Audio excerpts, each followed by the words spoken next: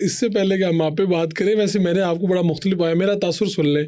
یعنی ایک ایسا ایمبیسیڈر ہے جو کھل کے بات کر رہا ہے. مختلف ہم دنیا کے ممالک میں جاتے ہیں اور پاکستانی ہم ایمبیسیڈر سے ملتے ہیں، وہ ہمیں کھانا کھلاتے ہیں، گپ شپ لگاتے ہیں، لیکن اگر ہم ان سے پوچھیں کہ کیا چل رہا ہے تو وہ برائٹ سائڈ اپنی بڑی اچھے طریقے سے ہمیں دکھاتے ہیں اور بس اس کے اندر رہتے ہیں. اور ویسے بھی یعنی ایمبیسیڈر تو ہمارا ایک ہوا بنا ہوا نا، ایمبیسیڈر جو ہوتا ہے وہ پتہ نہیں عام انسان تو ہوتا ہی نہیں ہے، اور دوسرا اس کے پروٹوکول نے بھی اس کو ایسے رکھا ہوتا ہے. تو آپ ایک ڈفرینٹ ہے، آپ ہم نے دیکھا ایمبیسی میں ایسے نکل آئے، یار یہ کام نہیں ہو رہا، یہ کرو بھائی، وہ ہو رہا ہے، سب کو دیکھ بھی رہے ہیں، ہمیں بھی اوپن بتاتے ہیں کہ یار یہ مسائل ہیں، یہ ہم کرنے کی کوشش کر رہے ہیں.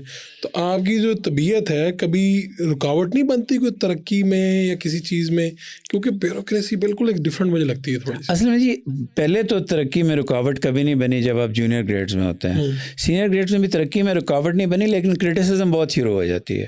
آپ کو میوریک کے طور پہ جانا جاتا ہے کہ یار یہ اپنی مرضی کرتا ہے، اس کا پتہ نہیں. ہمیں بیسیکلی شاید سول سرونٹس مائنڈ نہ کریں، ہمیں یہ ایک طرف سے کہا جاتا ہے کہ آپ رول بک کے تحت کام کریں.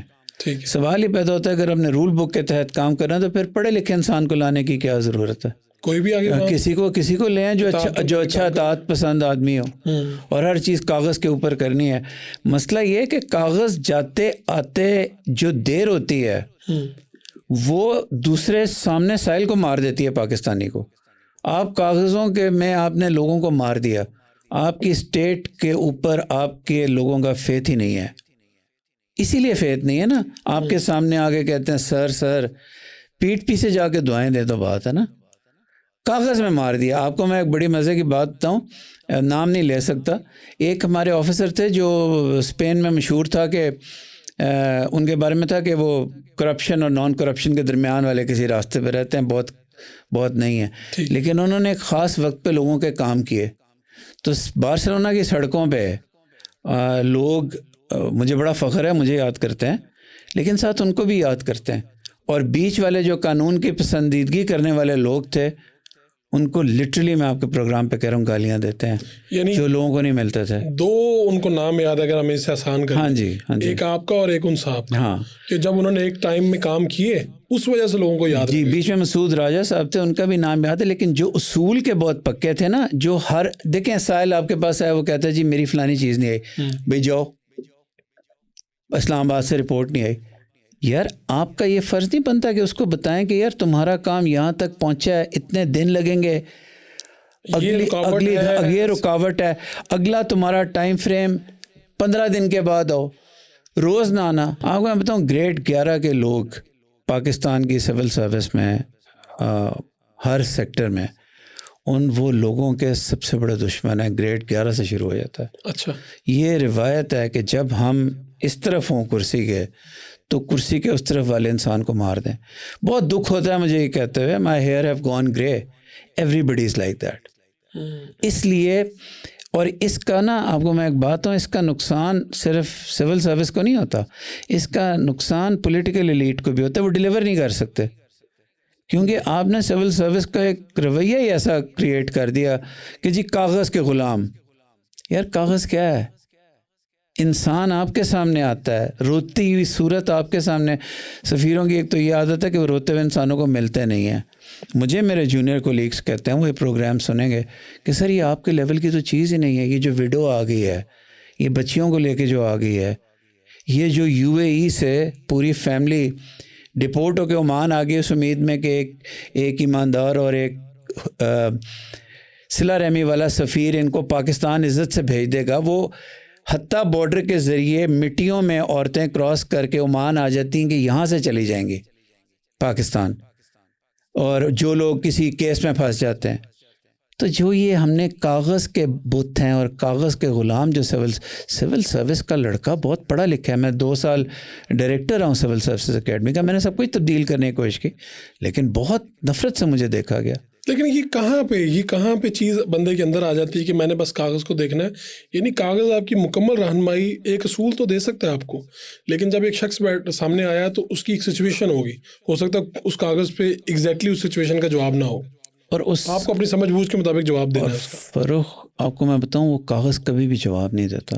میں آپ کا سارا پروگرام لے سکتا ہوں انسٹنسز بتا کے کہ مشین ریڈیبل پاسپورٹ میں یہ لوگوں کو کیا ذلیل کرتے ہیں. اس وقت قانون یہ ہے پاکستان کا کہ مشین ریڈیبل پاسپورٹ ایکسٹینڈ نہیں ہو سکتا. میں غریبوں کے لیے سال کا 2 سال کا ایکسٹینڈ کرتا ہوں. اب آپ کا یہ پروگرام سن کے پھر نہ میرے اوپر کوئی انکوائری شروع ہو جائے. کیوں کرتا ہوں؟ جس کا ویزا ایکسپائر ہو گیا، جو عمان میں اگلے دن انلیگل ہو جائے گا، میں انتظار کروں کہ اس کا فیشیل کلیئر ہوگا وہاں سے. بھئی تم نے اس کو پہلے پاسپورٹ بنا کے دیا ہے، کیا اس اور اس دور کے درمیان وہ اینٹی پاکستان ہو گیا ہے؟ کیا وہ نان پاکستانی ہو گیا ہے؟ تم نے اس کو آئی ڈی کارڈ دیا ہوا ہے، تم کہتے ہو جی ایم آر پی پہ اس کا فیس ٹھیک نہیں ہے. What nonsensical people are you. کو سوچو. میرا ایک آفیسر تھا، بہت اچھا آفیسر، وہ بھی اس پروپیگنڈا میں آ گیا. میں نے اس کو کہا اس دن کو یاد کرنا جب تم دوسری طرف کھڑے ہو گئے آئل کے. جب تم دوسری طرف کھڑے ہو گئے نا، پھر تم ساری دنیا میں سفارشیں ڈھونڈتے ہو. پھر یہ کسی دفتر میں جاتے ہیں نا، پہلے بندہ ڈھونڈتے ہیں. تو یہ المیہ ہے، اور یہ پاکستان کی سب سے بڑی کمزوری ہے. لوگوں کو سمجھ نہیں آتی. ہم ایک اسلامی ملک تھے، ہم جناح کا ملک تھے، ہم پیپلز ویلفیئر اسٹیٹ تھے. ہم نے گوروں کی وہ لے لی، اس کے بعد ہم نے سلیبس نقل کیے Singapore school of public policy سے، کوئی انڈیا سے کر لیا، کوئی کہیں سے کر لیا، کوئی اپنا امالگم بنا لیا. لیکن کسی کو یہ نہیں سکھایا کہ تم تو یار صلہ رحمی کے لیے آئے ہو. اچھا صلہ رحمی کے لیے آپ 9 مہینے ٹریٹ کریں. اب تو کورس بھی چھوٹا کر دیا سول سروسز کا کامن ٹریننگ پروگرام، جو کہ بالکل غلط بات ہے. اس کو 1 سال کا ہونا چاہیے اور سخت ہونا چاہیے. جو باہر سے لڑکا آئے نا، لڑکا لڑکی، اس کو 1 سال کے لیے اب صلہ رحمی اور ایکیڈیمک ایکسلنس سکھائیں، پھر اس کو اس کی سروس میں بھیجیں. اس پہ ابھی تک بات نہیں ہوتی فی الحال. وہ اصل میں جی میں منورٹی میں ہوں. لوگ کورس کرنا نہیں چاہتے، لوگ پڑھنے، بچیاں آتے ہیں وہ پڑھنا نہیں چاہتے. یہ ایک جو والٹن کا کیمپس ہے، میرے آنے سے پہلے، میرے آنے کے بعد بھی ایک گہوارہ ہے. Sorry if I might use the word, fun Times کے لیے. میں سے آگے نہیں جانا چاہتا. کلاسیں ہیں، کلاسوں میں جانا نہیں، شاموں کو پھرنا ہے، راتوں کو لیٹ آنا ہے، صبح سوئے ہوئے ہونا ہے. No, they are officers. They are officers.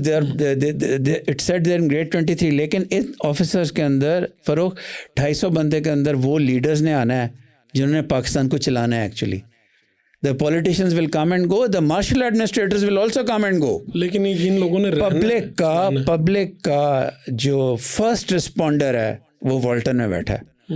اس کو آپ نے صلہ رحمی، کائنڈنس کا نام ہی نہیں ہے کورس میں. تو وہ کیسے سرو کرے گا؟ کیا سرو کرے گا؟ اچھا آپ اس کو سکھا بھی دیتے ہیں. میں نے سکھایا بچوں کو. بڑے آج کل اب آتے ہیں 10 سال کی، 5 سال کی سروس کے بعد کہتے ہیں سر آپ نے ٹھیک باتیں کی تھیں. اس کے فوراً بعد نا ان کو بھیج دیتے ہیں ٹریننگ کرنے کے لیے اپنے آفیسرز کے ساتھ. ڈی ایم جی والے کو بھیج دیں گے ڈسٹرکٹ میں، پولیس والے کو بھی اس طرح بھیج دیں گے. وہاں جتنی اس کی ایکیڈیمک ایکسلنس یا اس کی تیاری ہوئی ہوتی ہے، وہ گاڑیوں اور چمچوں اور کپوں کی گھن گھرج میں وہ ڈوب جاتی ہے. وہ آداب وہی سب کچھ وہاں چل رہا ہے. وہی ان کو سکھایا ہے کہ جی گاڑی آپ کو لینے آئے گی. بھئی پیدل چلاؤ نا اس کو.